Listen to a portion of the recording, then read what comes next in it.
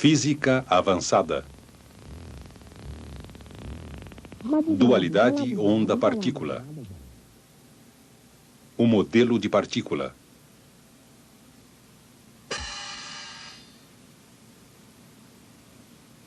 No início, disse Deus, haja luz.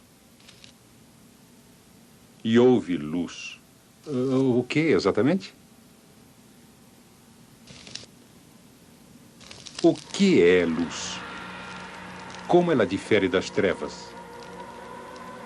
Cientistas gregos acreditavam que o próprio olho fosse a fonte de luz.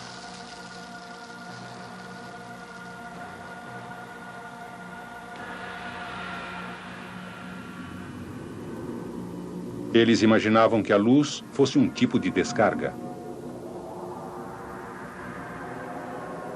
E que essas descargas de luz eram emitidas pelos olhos.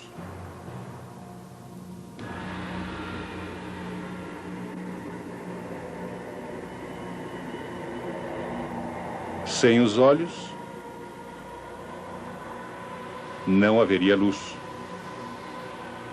Outros acreditavam que a luz não vinha dos olhos, mas sim de outras fontes.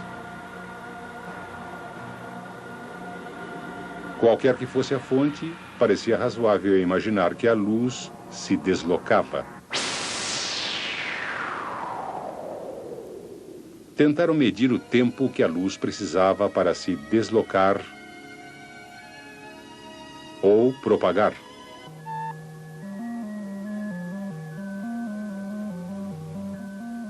Mas os cientistas não conseguiram observar a propagação da luz. De algum modo misterioso, a luz aparecia em todos os lugares ao mesmo tempo. E isto permaneceu além da compreensão humana até a invenção do telescópio.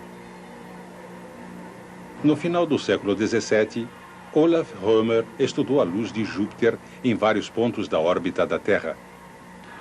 Suas observações somente podiam ser explicadas supondo que a luz se deslocava atravessando a órbita da Terra em cerca de 16 minutos. Essa é uma distância de mais de 300 milhões de quilômetros. Pelo menos nesse caso, havia uma prova da enorme velocidade da luz. Os cientistas vinham há tempo pesquisando o mundo familiar à sua volta, procurando modelos para ajudar a explicar a propagação da luz. Pouco depois das observações de Römer, o respeitado cientista Sir Isaac Newton emprestou sua fama ao modelo de partícula da luz. O modelo de partícula foi o primeiro a explicar diversos comportamentos importantes da luz. Raciocinando cuidadosamente, Newton teceu algumas hipóteses sobre coisas que não conseguia observar. Ele sabia que sempre que um fluxo de partículas cruza com o outro, ocorrem colisões. Essas colisões fazem as partículas se desviar no cruzamento. Mas não existe prova de que quando dois raios de luz se cruzam, as partículas de luz colidem e se espalham. Newton então supôs que as partículas de luz eram incrivelmente pequenas demais para chegar a colidir. Newton também apresentou uma hipótese sobre o movimento de partículas. Ele tinha observado que partículas em movimento eram atraídas pela gravidade e seguiam uma trajetória curva.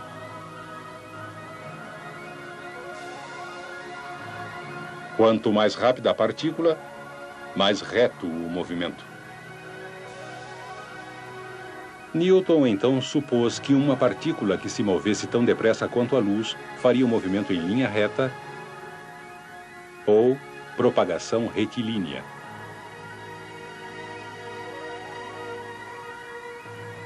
Essa hipótese sobre partículas concorda com experiências sobre luz e sombra. Essas experiências mostram que a luz tende a se mover em linha reta.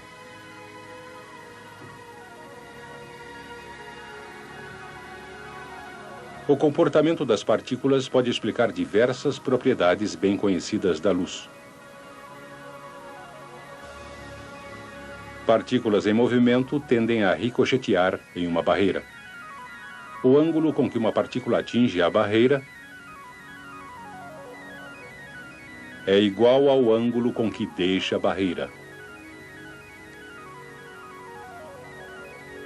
Essa geometria de reflexão pode ser demonstrada com muitas partículas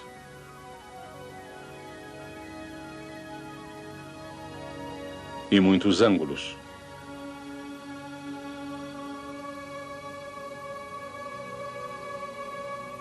Esse comportamento de partícula é um bom modelo para a luz, porque um raio de luz é refletido por um espelho da mesma maneira.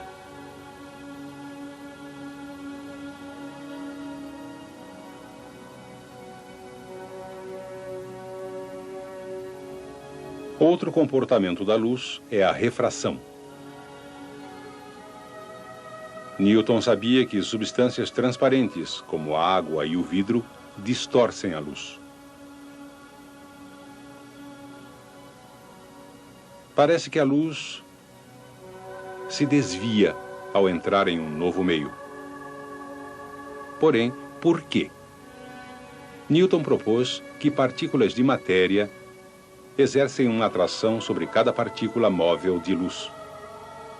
Essa atração é equilibrada em todas as direções, e assim a luz normalmente se desloca em linha reta, exceto perto da borda de outra substância, como a água. Quando se aproxima da superfície da água, uma partícula de luz encontra uma força de atração mais forte. Isso faz a partícula se desviar para a superfície e se acelerar. Uma vez dentro do novo meio, a maior força de atração puxa igualmente de todos os lados, e, portanto, a partícula de luz continua em uma trajetória reta. Mas Newton não tinha como saber se a luz realmente se movia mais rapidamente na água.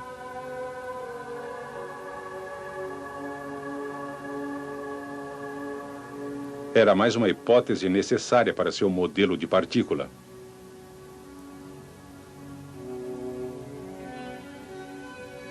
A dispersão é outro comportamento da luz. O próprio Newton tinha descoberto essa propriedade da luz. Ele passou luz através de uma fenda para produzir um feixe estreito. Interrompeu o feixe com um prisma. O prisma dividiu a luz branca em bandas de cor. Para explicar esse comportamento, Newton sugeriu que um feixe de luz era uma mistura de partículas de tamanhos diferentes. A superfície do vidro as atrai e as desvia de acordo com seu tamanho. Assim, o prisma separa a luz em raios de partículas do mesmo tamanho. Vemos estes raios como cores diferentes.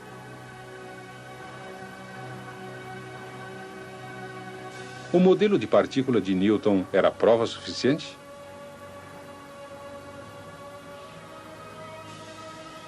Até Newton foi cauteloso a esse respeito. Mas sua reputação foi suficiente para convencer a comunidade científica.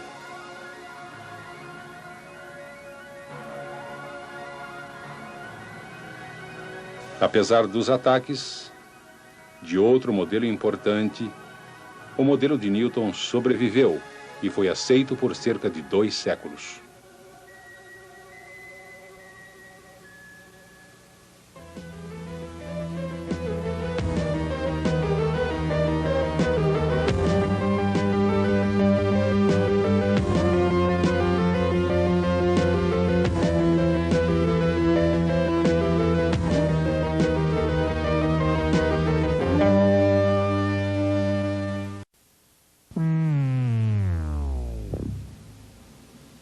Física avançada. Dualidade onda-partícula. O modelo de onda.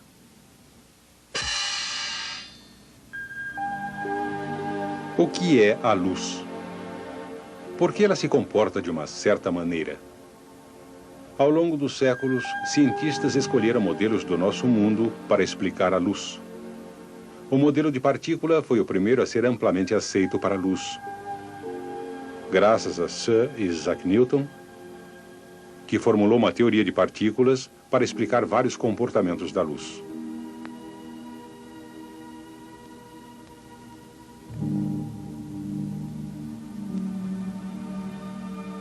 Mas alguns cientistas preferiam outro modelo para a luz, a onda. Ondas são um distúrbio que se move e que transmite energia de um lugar para outro. No século XVII, todas as ondas conhecidas exigiam um meio como a água. Foi então proposto que o ar e o espaço que nos rodeia está preenchido com um meio invisível chamado éter, no qual as ondas de luz se propagam. Mais ou menos na época em que Newton estava desenvolvendo sua teoria da partícula, outro cientista, Christian Huygens, propôs o modelo de onda detalhado da luz. Esse modelo de onda explicava mais facilmente alguns comportamentos da luz. A difração, por exemplo. Se fizermos uma pequena fenda e a luz passar através dela, as bordas do padrão não serão bem definidas.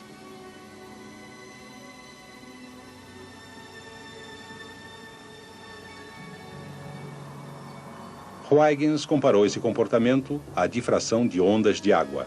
Se ondas forem interrompidas por uma barreira e existir uma abertura, somente parte de cada frente de onda se propaga através da barreira. Quando a onda passa pela abertura, ela se desvia para ambos os lados.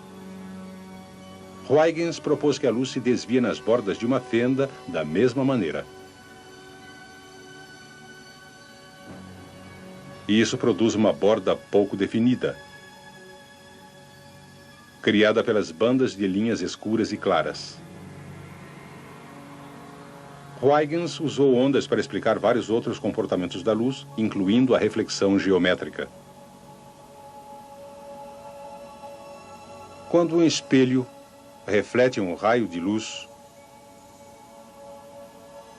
o ângulo de incidência é sempre igual ao ângulo de reflexão.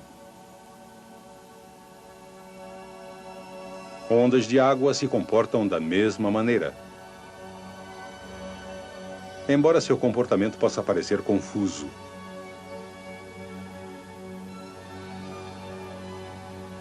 Note o sentido da propagação para a parede e afastando-se dela.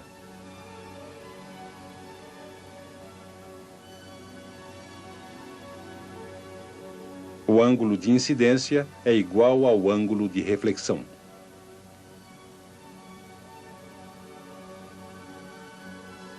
Huygens também usou ondas de água para explicar a refração. Quando ondas se movem da água profunda para a água rasa, elas mudam de sentido e são desaceleradas. O resultado é uma alteração no sentido da propagação da onda, tendendo para o normal. Praticamente da mesma maneira, um raio de luz muda de sentido ao passar do ar para a água ou para o vidro. Huygens raciocinou que se a luz é uma onda, como ela se desvia para a normal, deve se mover mais devagar no novo meio. Sua previsão contradizia Newton, que acreditava que partículas de luz atraídas pela superfície devem se mover mais rapidamente na água. A explicação de Huygens para este e para outros comportamentos da luz era tão convincente quanto a de Newton, mas ele não era tão famoso. Principalmente por este motivo, seu modelo de onda da luz foi desprezado durante mais de 100 anos. Mas, lentamente, as provas começaram a se acumular a favor do modelo de onda. Um grande desenvolvimento ocorreu em 1802, quando Thomas Young confirmou a existência da interferência da luz. A interferência tinha sido considerada um ponto fraco no modelo de onda da luz. Quando dois conjuntos de ondas se cruzam, é criado um padrão característico de picos e vales.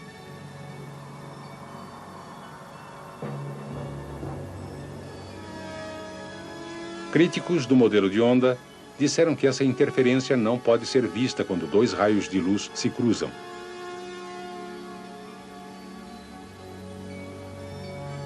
Mas Young provou que estavam errados usando um par de minúsculos orifícios muito próximos. Sua experiência também funciona com duas fendas muito estreitas, mais fácil de visualizar. Se a luz passar através dessas fendas e for projetada em uma tela, podemos ver um padrão de linhas claras e escuras.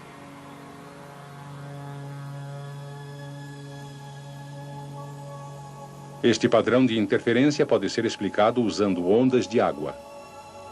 Se uma barreira interromper as ondas, qualquer fenda na barreira atuará como uma fonte pontual de ondas. Duas fendas criam um padrão de interferência.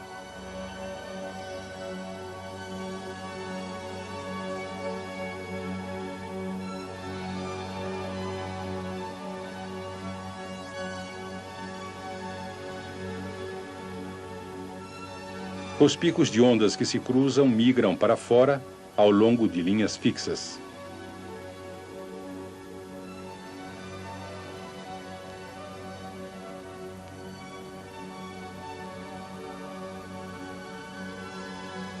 As duas ondas interagem em cada interseção de picos. Elas se reforçam para aumentar a amplitude da onda. Chamamos isso de interferência construtiva. Também existe interferência construtiva quando dois vales se encontram.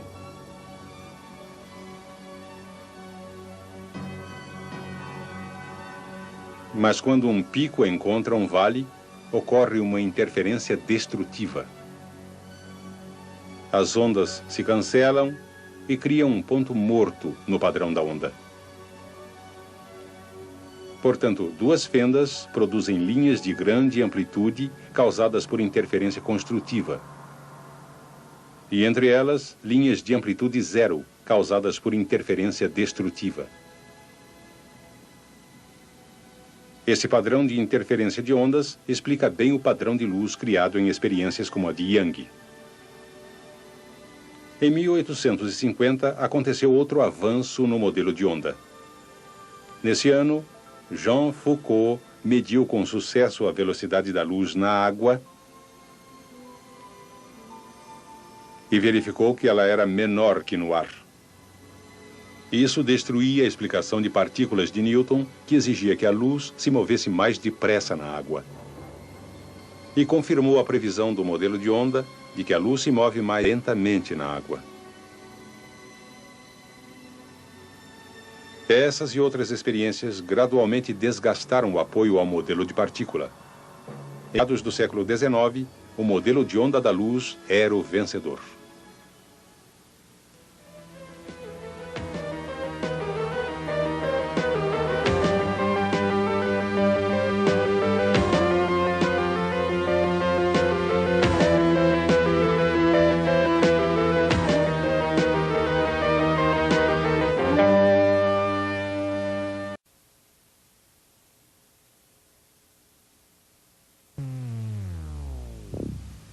Física avançada. Dualidade onda-partícula. O modelo eletromagnético.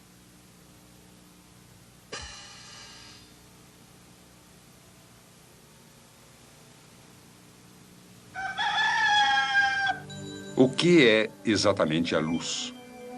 Durante o século XVIII, a maioria dos cientistas preferiu modelar o comportamento da luz como uma partícula. Sir Isaac Newton tornou popular o modelo e, durante anos, a fama do cientista o protegeu de ataques.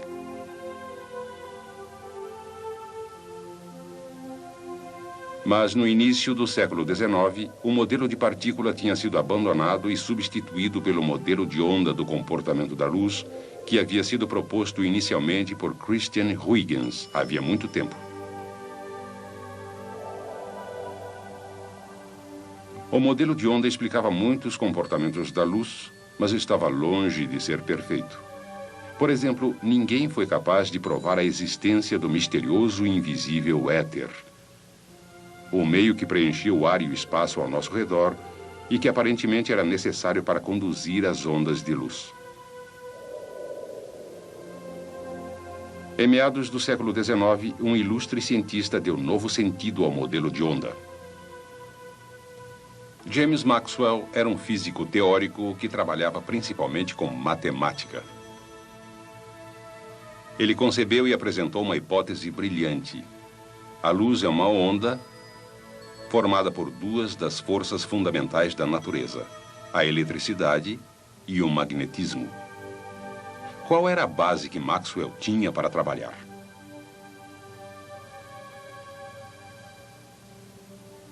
Sabia-se que, quando a eletricidade passa por um fio, cria um campo magnético ao seu redor.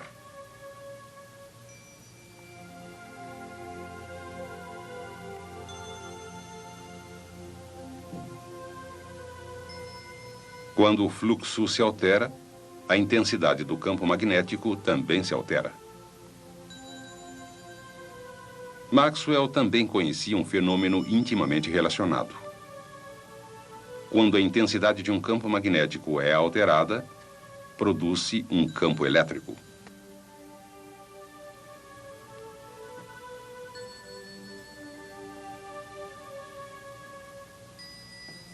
Será que uma única partícula, levando uma carga elétrica, poderia ter campos similares associados? Maxwell apresentou a teoria de que, quando uma única partícula carregada se move, ela cria um campo magnético. Se a sua velocidade se alterar, a intensidade do campo magnético também se alterará. Quando esse campo magnético se altera, ele, por sua vez, induz o campo elétrico que se altera, produzindo então uma alteração no campo magnético, e assim por diante. Maxwell usou um modelo matemático para apresentar uma das hipóteses mais importantes da história da física.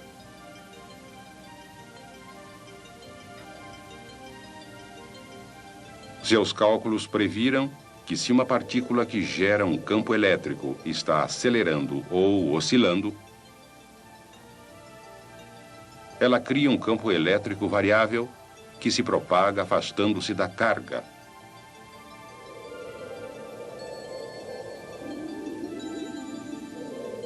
E sua intensidade se altera na forma de uma onda.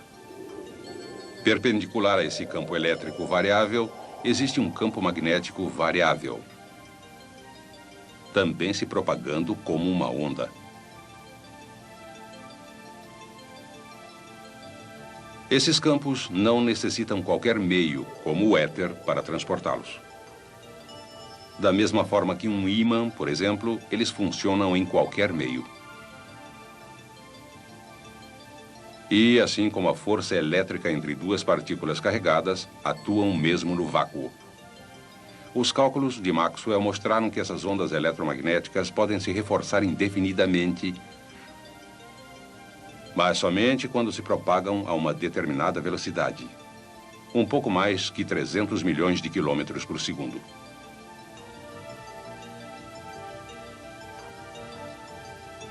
E essa é exatamente a velocidade que os cientistas tinham calculado para a luz.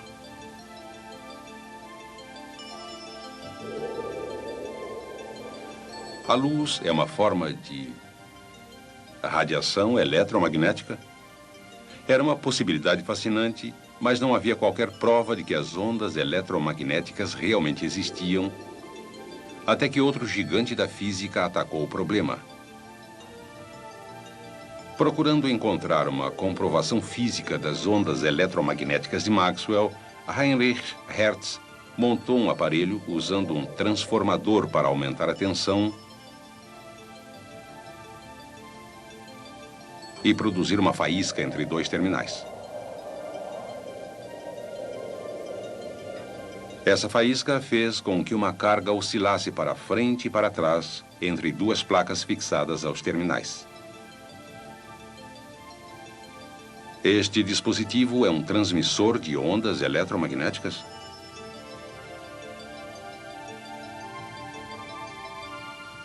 Se for, como detectar as ondas?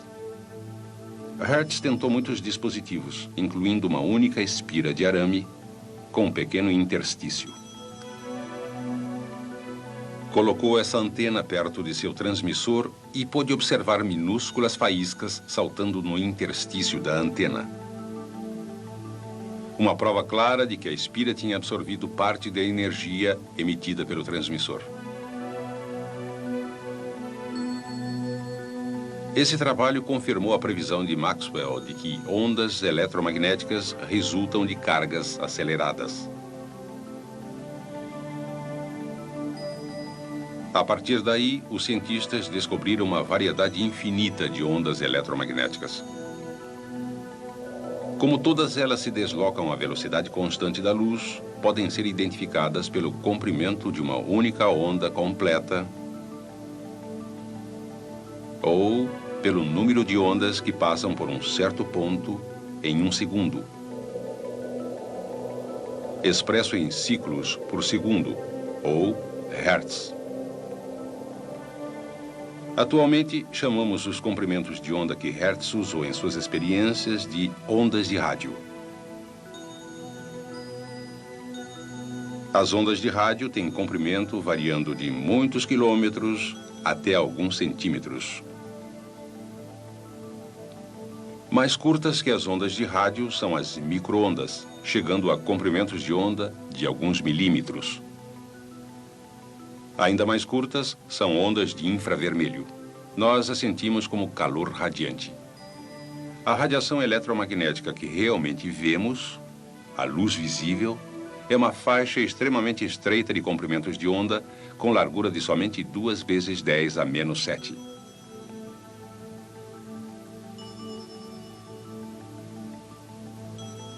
Ondas mais curtas que a luz visível são raios ultravioleta. E ainda mais curtas, raios X. Elas continuam em um mar sem fim de radiações gama e cósmicas incrivelmente curtas.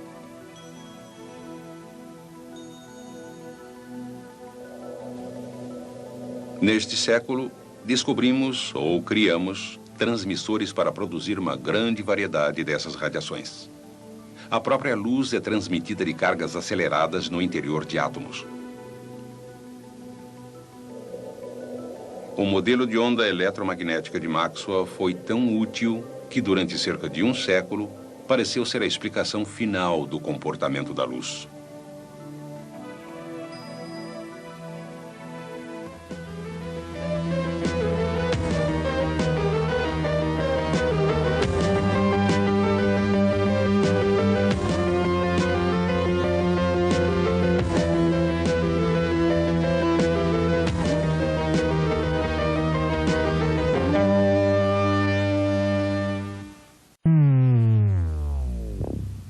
Física avançada.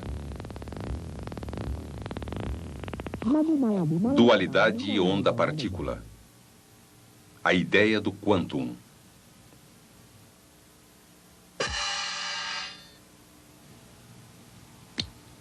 O que é a luz? Como ela difere das trevas? No final do século XVIII, sabia-se que a luz era uma forma de energia transmitida ou irradiada, emitida de um grupo de átomos e frequentemente absorvida por outro. Os cientistas desenvolveram um modelo útil dessa radiação, a onda eletromagnética. A luz se comporta como uma onda elétrica, interagindo com uma onda magnética, propagando-se através do espaço a mais de 300 mil quilômetros por segundo. Esse modelo de onda explica a maior parte, mas não todos, os comportamentos da luz e de outras formas de energia radiante. No início do século XX, um físico alemão estudou um desses comportamentos inexplicáveis. Seu nome era Max Planck, e ele estava interessado em como a energia era compartilhada por átomos e o espaço entre eles. A teoria eletromagnética não conseguia prever os resultados observados usando uma caixa fechada, em que a radiação saltava de um lado para o outro. Mas Planck descobriu um modo de prever matematicamente as observações reais da distribuição de energia. Ele propôs que existem restrições à maneira de os átomos irradiarem energia e que cada átomo pode emitir somente pacotes discretos mensuráveis de energia. Planck chamou este pacote de quantum. Ele propôs que a energia emitida de cada quantum é determinada pela frequência da radiação. Em outras palavras, ela é igual à frequência vezes uma constante. Planck calculou aproximadamente essa constante e a usou para prever emissões de energia de átomos. Essa ideia do quantum revolucionou a física quando outro pesquisador brilhante, Albert Einstein, levou as ideias de Planck um pouco mais adiante. Ele aplicou a ideia do quantum ao que é conhecido por efeito fotoelétrico.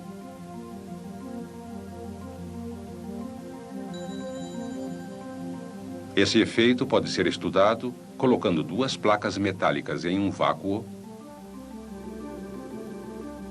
e conectando a uma bateria que induz uma carga elétrica em cada placa. Se a carga carregada negativamente for revestida com potássio, em seguida iluminada com luz azul, elétrons são emitidos da placa negativa e atraídos pela placa positiva. Mas, se for usada luz vermelha, não ocorre movimento de elétrons. Antes de Einstein, os cientistas tentaram explicar e prever essa relação entre luz e corrente elétrica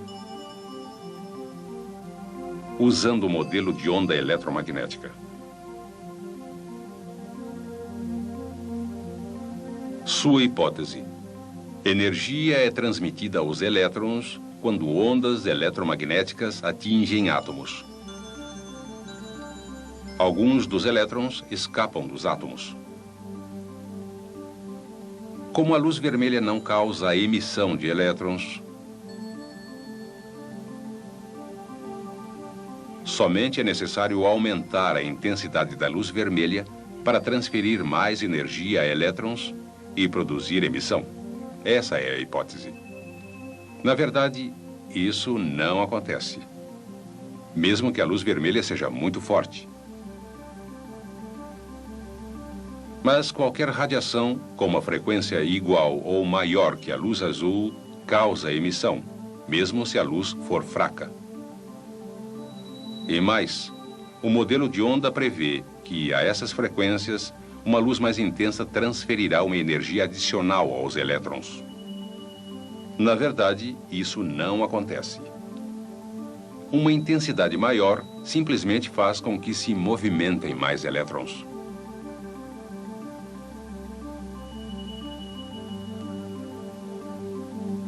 Simplesmente não se pode explicar essas observações com o modelo de onda. Einstein então usou a ideia do quantum de Planck. Propôs que átomos simplesmente não podem absorver qualquer quantidade de radiação. Eles só podem absorver pacotes discretos ou quanta de radiação. Isso pode fazer com que átomos emitam elétrons. Mas por que a diferença entre luz azul e vermelha?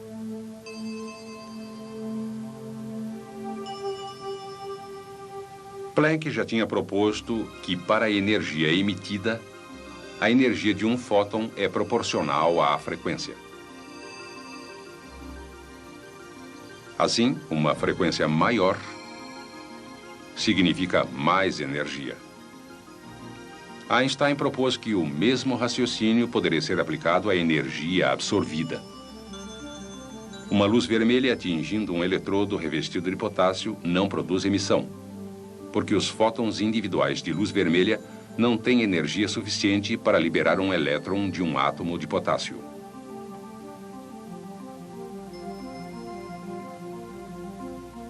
Mas os fótons de luz azul possuem energia suficiente para liberar elétrons do potássio. Hipótese do quantum. Mesmo fótons de maior frequência possuem energia mais que suficiente para produzir emissão. O excesso de energia é transferido para os elétrons.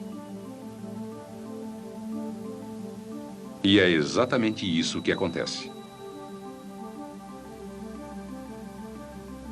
E mais, a ideia do quantum prevê que quando se aumenta a intensidade da luz, resultam mais pacotes de energia.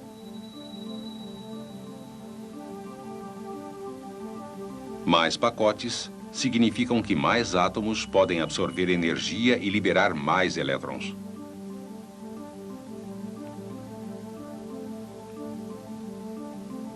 Assim, a ideia do quantum prevê um aumento do movimento de elétrons.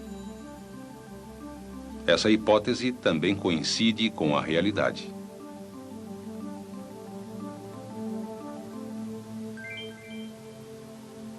Assim, temos provas de que a energia do átomo de Planck é emitida em um quantum e absorvida pelo átomo de Einstein em um quantum. Parece lógico supor que a radiação eletromagnética é composta de pacotes. Einstein chamou esses pacotes de fótons. Mas o fóton nos apresenta um novo problema. O que exatamente é um pacote de ondas? Ondas são contínuas e descritas por seu comprimento de onda. O conceito de pacote é melhor descrito não por uma onda, mas por uma partícula. Graças a Planck e Einstein, foi redescoberto o modelo de partícula da luz há muito desacreditado. E mesmo assim, o modelo de onda ainda continuava essencial para a compreensão. A luz e outras radiações eletromagnéticas pareciam exigir ambos os modelos, não apenas um deles. Foi com essa descoberta que nasceu a era moderna da física quântica.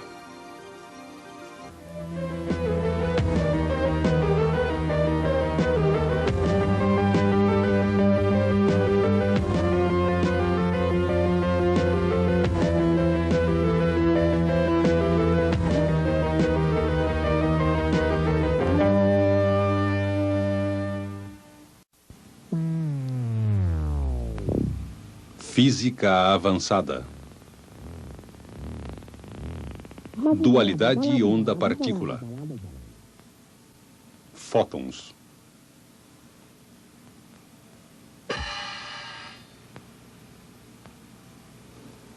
O que é a luz? Por que ela se comporta de determinada maneira? Os primeiros esforços para explicar a luz resultaram em uma guerra entre dois modelos.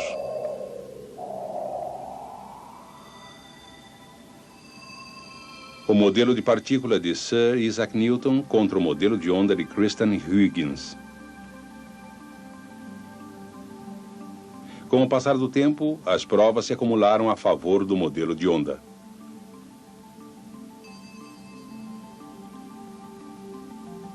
Ele foi aperfeiçoado e se tornou o modelo de onda eletromagnética de Maxwell. Parecia o fim do modelo de partícula.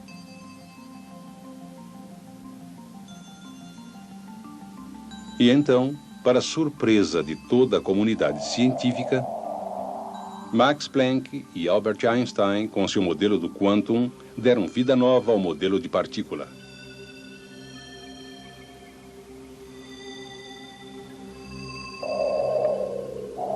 O fóton de luz é uma poderosa maneira nova de tratar uma antiga ideia.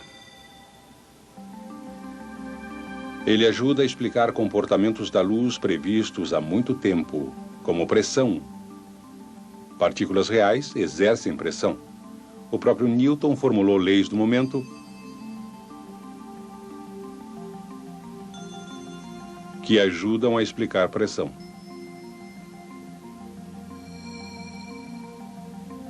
O produto de uma massa pela sua velocidade é conhecido por momento.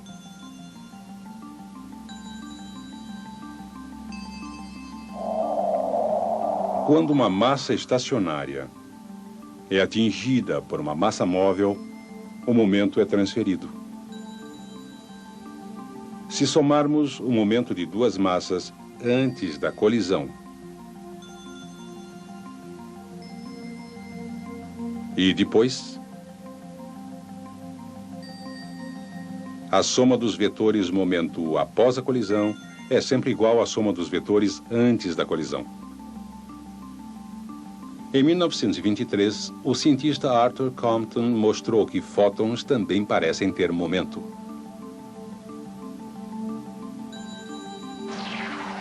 Ele usou uma câmara de neblina em que podem ser vistas as trilhas deixadas por partículas atômicas. Disparou raio-x com a energia de fóton conhecida para o interior da câmara. De vez em quando, esse fluxo de raio-x produzia a trilha de um elétron.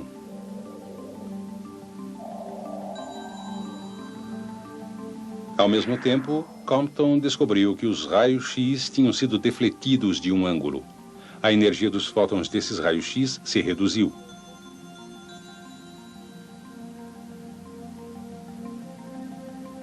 Compton mostrou que essa colisão é similar a uma colisão entre duas partículas em que o momento é conservado.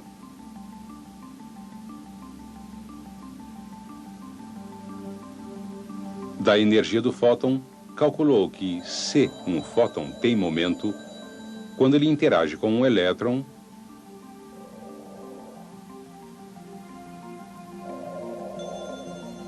o momento é conservado. A demonstração de Compton foi prova da natureza da luz ser similar à de partículas. A conservação do momento dos fótons dá suporte à hipótese de que a luz exerce pressão.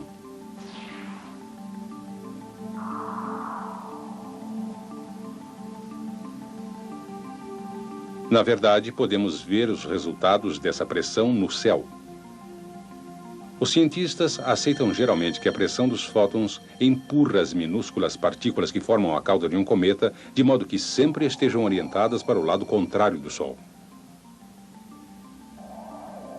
Alguns visionários propuseram que velas gigantes poderiam captar esse vento de fótons para impelir naves espaciais entre as estrelas.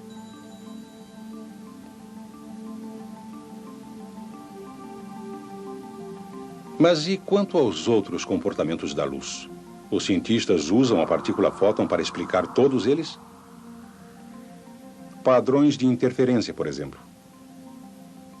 O modelo de onda explica bem de que maneira a interferência construtiva produz linhas mais brilhantes para criar padrões de interferência de luz distintos.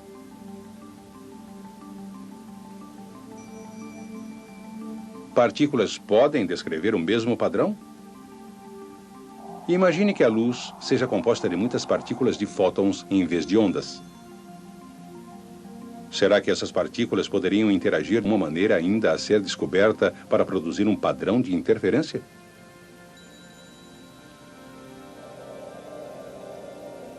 Geoffrey Taylor encontrou uma ótima resposta para essa pergunta. Montou uma experiência usando papel fotográfico para registrar padrões de interferência. Esse papel sensível à luz gradualmente registra um padrão, mesmo se a luz for fraca. Taylor repetiu a experiência, reduzindo o nível de luz que entrava nas fendas até que foram necessários meses para produzir o padrão. Ao ponto de calcular que somente um fóton por vez se aproximava das fendas. E qual foi seu resultado? Como o mesmo padrão poderia ser explicado pela interação de partículas? Com somente um fóton no aparelho de cada vez, a interação não é possível. Não obstante a teoria dos quanta e o modelo do fóton, precisamos ainda do modelo de onda da luz para prever onde os fótons chegarão depois de passar através de uma fenda.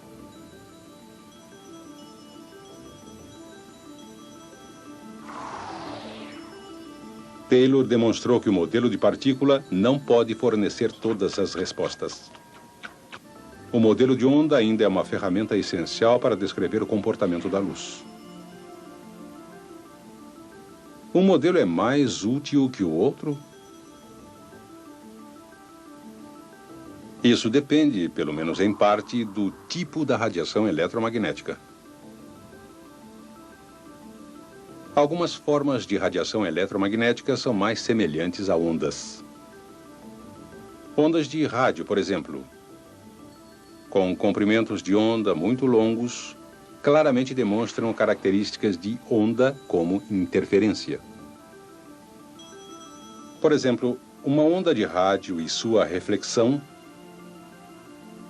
podem formar um padrão de interferência. Com um rádio de automóvel, muitas vezes podemos sentir isso como picos de intensidade e pontos mortos quando nos movemos passando pelo padrão. Mas é difícil detectar um único fóton de radiação de rádio. Na outra ponta da escala de radiação está a radiação gama. Esses comprimentos de onda são tão curtos que é difícil ou impossível demonstrar a interferência através de fendas, por menores que sejam. Por outro lado, a energia se move em fótons semelhantes a partículas que são fáceis de detectar, como cliques separados em um contador Geiger. A física quântica e o modelo de fóton da radiação de energia mudaram a física moderna. Mas o modelo de onda eletromagnética ainda é uma ferramenta essencial. Hoje em dia, os dois modelos se apoiam e nos explicam a luz.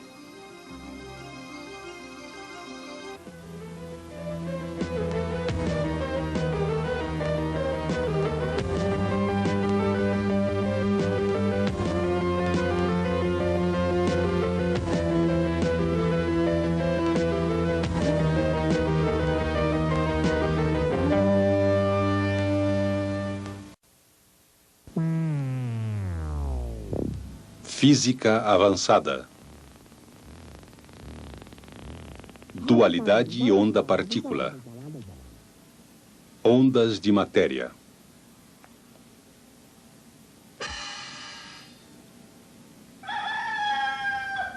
O que exatamente é a luz?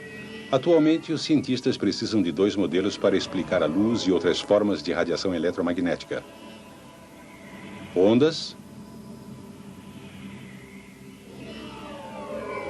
e partículas. Modelamos emissões de rádio por ondas porque elas claramente demonstram características de onda como interferência. Mas a radiação gama apresenta poucas características de onda. Fótons gama isolados podem ser detectados com um contador Geiger. Às vezes, são necessários ambos os modelos. Por exemplo, fótons isolados de luz passando por um par de fendas eventualmente produzirão um padrão de interferência característico.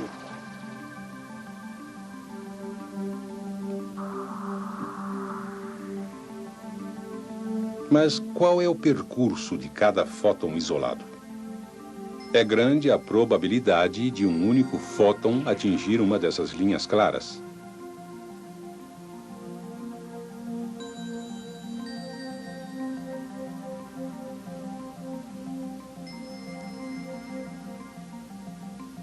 Para realmente calcular o formato desse padrão de probabilidade,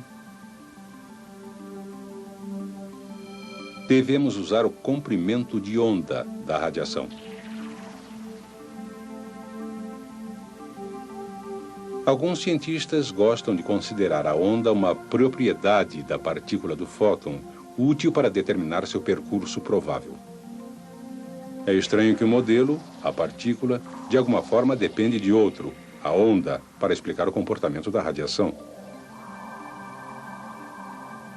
Tão estranho que um aluno de pós-graduação apresentou uma hipótese ousada. Louis de Broglie sugeriu que partículas reais, um grão de poeira ou uma maçã, podem se comportar como ondas. As implicações da ideia de Broglie parecem ridículas. Pense no dia em que Casey, o grande jogador de beisebol, rebateu para fora.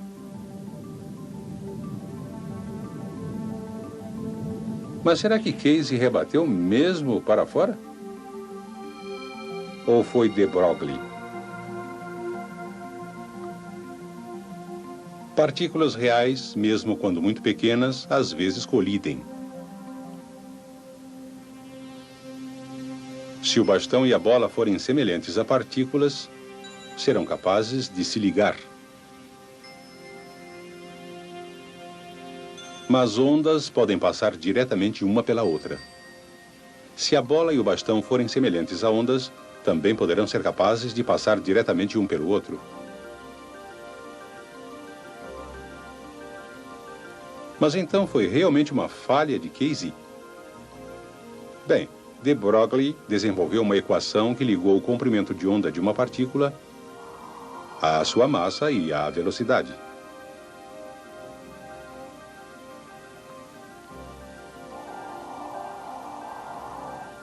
Esse comprimento de onda de Broglie pode ser usado para determinar se o comportamento de um objeto será similar ao de uma partícula ou similar ao de uma onda. Vamos examinar as implicações. Considere o bastão um obstáculo e a bola uma onda que se aproxima. Experiências com ondas mostram que se o comprimento de onda for muito maior que o obstáculo, as ondas são difratadas facilmente ao seu redor. Nossa bola de onda se deflete ao redor do bastão e continua sem alteração. Mas, se o comprimento de onda for muito menor que o obstáculo, ocorre menos difração e aparece uma região de sombra atrás do obstáculo. Nossa bola de onda não consegue defletir ao redor do bastão. Então, o comprimento de onda de Broglie é o de uma bola grande ou pequena? Pequeno.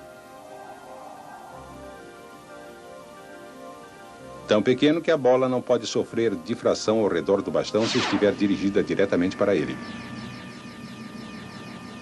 Os dois colidem exatamente como seria de esperar.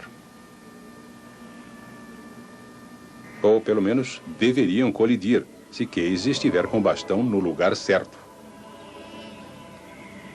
Para aumentar o comprimento de onda, devemos reduzir a massa ou reduzir a velocidade. Que tipo de partícula poderia ter um comprimento de onda de Broglie suficientemente grande para que sejam observados efeitos de onda como difração e interferência?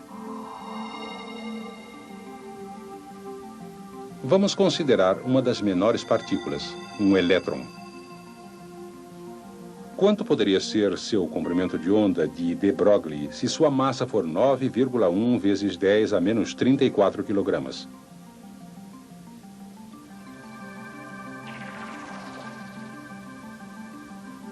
E ele se movimentar a 3 vezes 10 a sexta metros por segundo.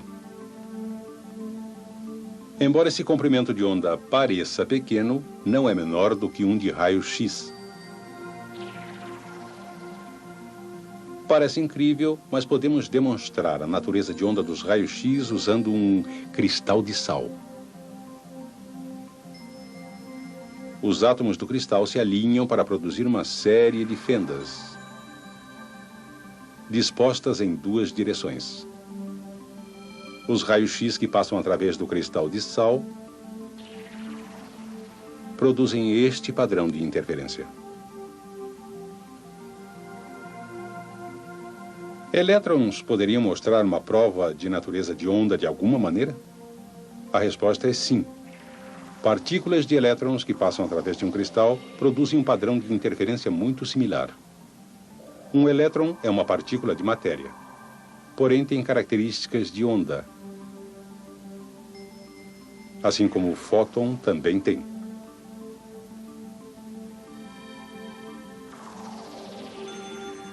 Então, existe alguma diferença entre uma partícula de elétron e um fóton de raio-x?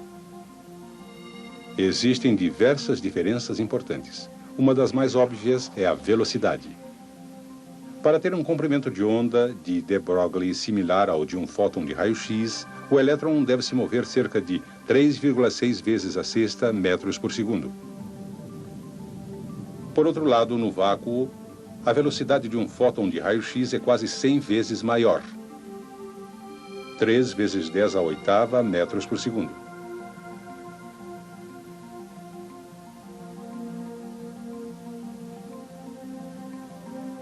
Outra diferença importante é a sua massa em repouso.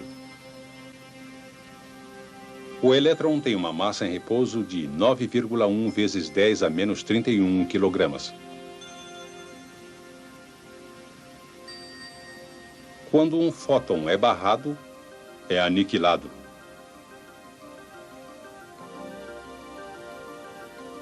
A luz é como uma partícula, mas não é uma partícula.